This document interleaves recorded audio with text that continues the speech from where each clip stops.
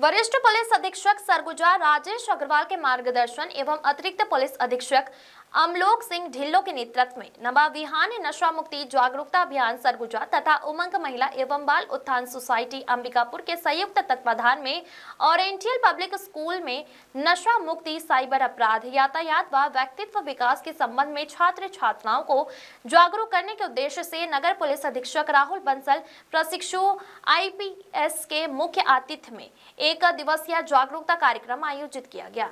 सर्वप्रथम oriental public school के उप प्राचार्य तहसीन खान ने के द्वारा मुख्य अतिथि नगर पुलिस अधीक्षक राहुल बंसल एवं नवा विहान टीम के वक्ताओं को पुष्पगुच्छ भेंटकर स्वागत किया गया। नवा विहान नशा मुक्ति जागरूकता अभियान के संयोजक वरिष्ठ समाज सेवी मंगल पांडे, निदेशक चिराग सोशल वेलफेयर सोसाइटी के छात्र छात्राओं ने नवा विहान नशा मुक्ति जागरूकता अभियान एवं परामर्श केंद्र के कार्य प्रणाली के संबंध में विस्तार पूर्वक बताया। साथ ही उन्होंने कहा कि सरगुजा पुलिस और सरगुजा जिले के स्वैच्छिक संगठनों के संयुक्त तत्वाधान में संचालित यह अभियान एक अभिनव पहल है। अनुज जायसवाल, आरक्षक साइबर सेल सरगुजा पुलिस ने अपने उद्बोधन में साइबर अपराध से सुरक्षा एवं साइबर फ्रॉड से बचाव के संबंध में विस्तृत प्रकाश आंकड़ों सहित डाला। युवा की परिभाषा कविता सभी उपस्थित लोगों को मंत्रमुग्ध कर दिया गया। आज के कार्यक्रम में मुख्य अतिथि नगर पुलिस अधीक्षक राहुल बंसल प्रशिक्षु IPS ने अपने उद्बोधन में कहा कि बच्चों, आप सभी देश के भविष्य हैं, इसीलिए सामाजिक बुराइयों से दूर रहते यातायात के नियमों का पालन करें और अनुशासित एवं नियंत्रित जीवन ही प्रेरणादायक होता है। लोग भय और अज्ञानता के कारण ही हम साइबर ठगी के शिकार होते हैं। अंततः जीवन में सजगता बहुत ही जरूरी है। कार्यक्रम का सफल संचालन उमंग महिला एवं बाल उत्थान सोसाइटी की अध्यक्ष हिना खान के द्वारा किया गया। उमंग महिला एवं बाल उत्थान सोसाइटी की सदस्य शगुफ्ता परवीन ने आभार व्यक्त किया।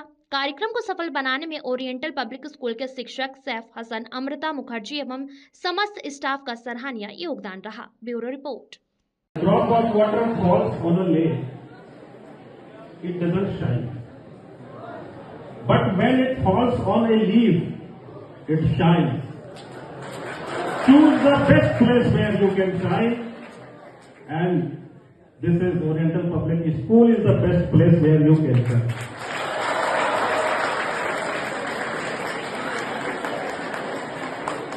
पहले तो बहुत बहुत धन्यवाद, आभार खासकर ओरिएंटल पब्लिक स्कूल का और आदरणीय हिना दीदी का, जिन्होंने मुझे आमंत्रित किया। और मैं कवि हूँ। आखिरी में एक गीत सुनाऊंगा, उससे पहले अपनी एक कविता सुनाता हूँ और उस गीत में आप सबको मेरा साथ देना पड़ेगा तालियों के साथ। मंजूर है? और कविता आप सबको पसंद है? मेरी कविता का शीर्षक है युवा की परिभाषा। और आप सब साल 2 साल में 18 साल के हो जाएंगे, इस देश के युवा हो जाएंगे। और युवा होने के बाद बहुत सारी अपेक्षाएं इस देश की आप सबसे रहती है, रहेंगी। आप सब देश का भविष्य है। तो ये पूरी जो कविता है वो आप सबको समर्पित है कि युवा वो नहीं जो दिखता जवान हो, युवा वो नहीं जो दिखता जवान हो, युवा तो वो है जिसकी हथेली में जान हो। और युवा वो नहीं जिसका खून बहुत गर्म हो, युवा वो नहीं जिसका खून बहुत गर्म हो, युवा तो वो है जिसका हृदय नर्म हो। और युवा वो नहीं जिसके पास अनगिनत तर्क हो, युवा तो वो है जिसकी कथनी करनी में न फर्क हो। और युवा वो नहीं जिसकी जुबान पर प्रियतम का राग हो, युवा तो वो है जिसके सीने में सुलगती आग हो। और युवा वो नहीं जिसका हर दिन मस्ती का पर्व हो, युवा वो नहीं जिसका हर दिन मस्ती का पर्व हो, युवा तो वो है जिसपे माँ बाप को गर्व हो। और युवा वो नहीं जो विदेशी सभ्यता की बात करे, युवा वो नहीं जो विदेशी सभ्यता की बात करे, युवा तो वो है जो अपनी संस्कृति को आत्मसात करे। और युवा वो नहीं जिसे बहुत तेज मोटर भगाना आता हो, युवा तो वो है जिसे गिरे को उठाना आता हो।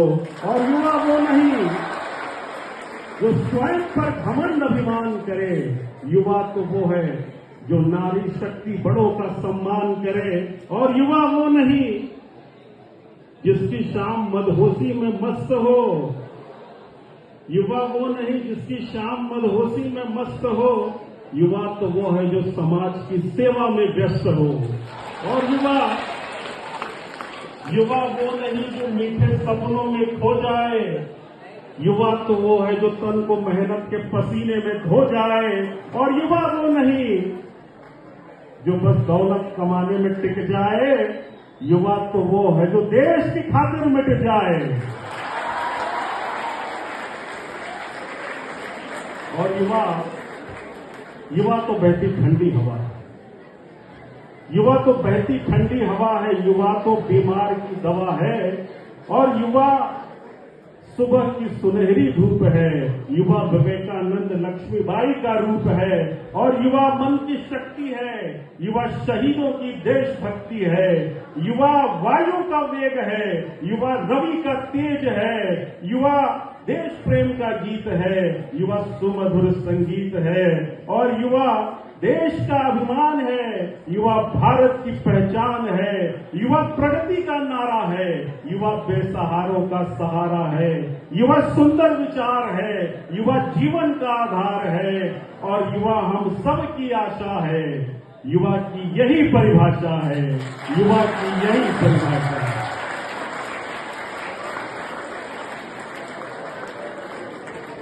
युवा की परिभाषा के बाद मैं, क्योंकि समय भी हो रहा है, छुट्टी का समय है आप सबका, आप सबसे आग्रह करूंगा मेरा साथ देंगे इस गीत पे, क्योंकि आप सब युवा हैं और युवा हैं तो देश की उम्मीद है कि छोड़ो कल की बातें, कल की बात। आप इंस्टाग्राम पे रील्स देख रहे हैं, यूट्यूब पे शॉर्ट्स देख रहे हैं। अगर 2 घंटे रील्स देख रहे हैं, शॉर्ट्स देख रहे हैं, तो आपको नशा है उस चीज का, हुआ ना नशा। तो किसने मना किया आप नशा नहीं करते? सिर्फ नशा कर रहे ना किस तरीके से। अच्छा, कितने लोग हैं बच्चे जो बाइक चलाते हैं, स्कूटी चलाते हैं?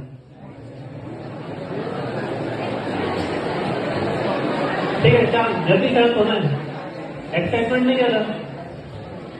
और कितने लोग हैं जो हाई स्पीड में चलाते हैं?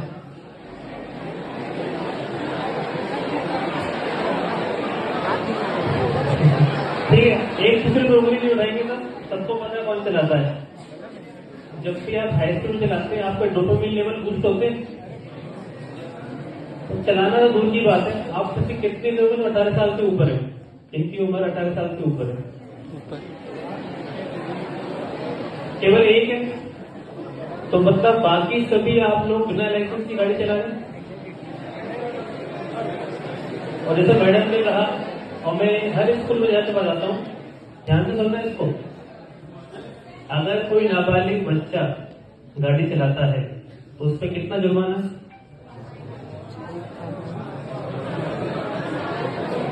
बिना हेलमेट का जुर्माना है 500 रुपए। बिना हेलमेट का जुर्माना है 500 रुपए। और अगर कोई नाबालिग बच्चा गाड़ी चलाता है तो उसके माता पिता को 3 महीने की जेल और 25,000 रुपए जुर्माना है। अंतर समझ रहे आप?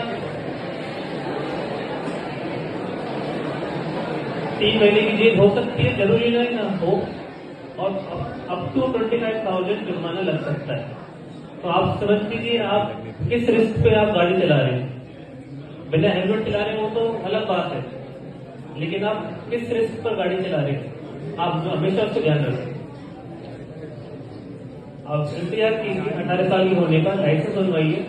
उससे पहले इलेक्ट्रिक व्हीकल है जो बिना लाइसेंस के अलाउ होती है, एक पर्टिकुलर टाइप की इलेक्ट्रिक व्हीकल आती है, आप उसको चलाइए, नियमों का पालन कीजिए। आपको हम ये सब क्यों बनाने आए, मतलब खासकर स्कूलों में हम क्यों जाते हैं? क्योंकि आप लोग ही देश का भविष्य है। आपको ही बड़े होके आपको अपने परिवार को, समाज को बताना है कि किस तरीके से कि नियम क्या है और कैसे पालन करना है। अगर आपको ही नहीं पता होगा कि नियम क्या है तो आप दूसरों को कैसे बताएंगे?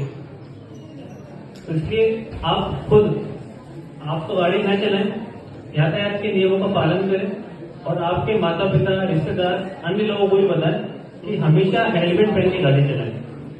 ये केवल चालान से बचने का तरीका नहीं है, ये आपकी सुरक्षा के लिए बताया जाता है। चालान क्यों करते हैं? चलो सिंपल क्वेश्चन है, पुलिस चालान क्यों करती है?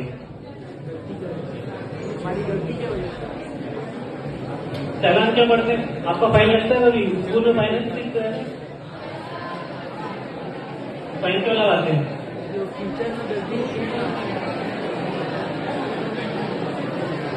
गलती फाइन लगाने का पर्पज सब चांस हो जाएगा।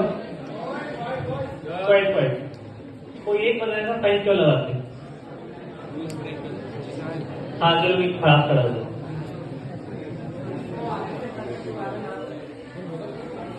एहसास कराने के लिए आपने गलती की है। अगर हम यहाँ पे आपको बोलते जा रहे हैं आज, कितने दिन तक आप हमारी बात याद रखेंगे? लेकिन अगर आपको फाइन लगेगा, अगर कभी आप में से किसी एक के भी माता पिता को हमने जेल भेज दिया, तो पूरे स्कूल में सबको पता रहेगा कि नाबालिग को गाड़ी नहीं चलानी होती। रहेगा ना पता? हम चाहें चालान काटने से हमारे तो कमाई होती नहीं है, हम तो पैसा रखते नहीं है। सरकार का उद्देश्य ये नहीं है कि कमाई करे आपसे चालान के पैसे वसूल करके। सरकार का उद्देश्य है कि आप सुरक्षित रहें, हेलमेट पहने और यातायात के नियमों को पालन करें, जिससे आपका एक्सीडेंट ना हो। और जब भी दुर्घटना होती है ना, मेरे साथ हो चुकी कई बार, हेलमेट पहना मेरा सुरक्षित रहा है। तो थोड़ी बहुत आपको चोट लग सकती है, लेकिन आप सुरक्षित रहेंगे। 5 दिन 10 दिन बाद वापस ठीक हो जाएंगे, अपनी लाइफ नॉर्मल जिएंगे। लेकिन बड़ी चोट लगी तो वो गंभीर हो सकती है और जानलेवा हो सकती है। कभी कभी सिर में चोट लगी तो ठीक है। यातायात का कंसेप्ट क्लियर? हेलमेट कंपलसरी, बिना लाइसेंस की गाड़ी नहीं चलाना है। अब वापस आते हैं नशे के ऊपर। तो ये तो हम मान चुके कि नशा तो करते हैं लोग, चाहे मोबाइल का एडिक्शन हो या फिर जो नशा बड़े लोग करते हैं। अच्छा, कितने हैं जिन्होंने देखा है लोगों को नशा करते हुए, चाहे किसी भी तरह का हो, शराब का हो या किसी भी तरह के केमिकल? मैंने तो देखा है। ठीक है, वापस चांस अपने डोपामाइन लेवल को फिर से कंट्रोल करना है। ठीक है, एक्साइटमेंट ज्यादा नहीं होना है। आप सभी को हमने बता रहे हैं कि आपको नशा नहीं